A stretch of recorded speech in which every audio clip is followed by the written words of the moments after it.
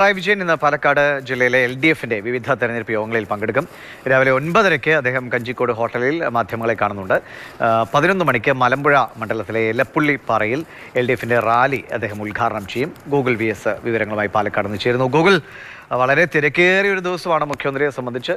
ഇന്ന് മാത്രമല്ല, എല്ലാ ദിവസവും അങ്ങനെയാണ്. ഇന്ന് തന്നെ ഒരു 4-5 പരിപാടികളിൽ അദ്ദേഹം വൈകുന്നേരമൊക്കെ ഒറ്റപ്പാലത്തും ഒക്കെ ആയിട്ട് പങ്കെടുക്കാനുണ്ട്. എങ്ങനെയൊക്കെയാണ് അദ്ദേഹത്തിൻ്റെ പരിപാടികൾ ക്രമീകരിച്ചിരിക്കുന്നത്?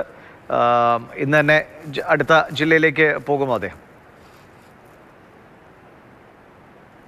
ഇന്ന് തന്നെ അടുത്ത ജില്ലയിലേക്ക് പോകും. രാവിലെ 9:30 അദ്ദേഹത്തിന്റെ വാർത്താ സമ്മേളനമുള്ളത്. പ്രധാനമായും നമുക്കറിയേണ്ടത് രമേശ് ചെന്നിത്തല കഴിഞ്ഞ ദിവസം ഉന്നയിച്ച ആരോപണങ്ങൾക്ക് എന്ത് മറുപടിയാണ് മുഖ്യമന്ത്രി പറയുക എന്നുള്ളൊരു പ്രസക്തമായ ചോദ്യം നിൽക്കുന്നുണ്ട്. പകൽ 11-ന് മലമ്പുഴ മണ്ഡലത്തിൽ എലപ്പുള്ളിപ്പാറയിൽ LDF റാലി മുഖ്യമന്ത്രി ഉദ്ഘാടനം ചെയ്യും.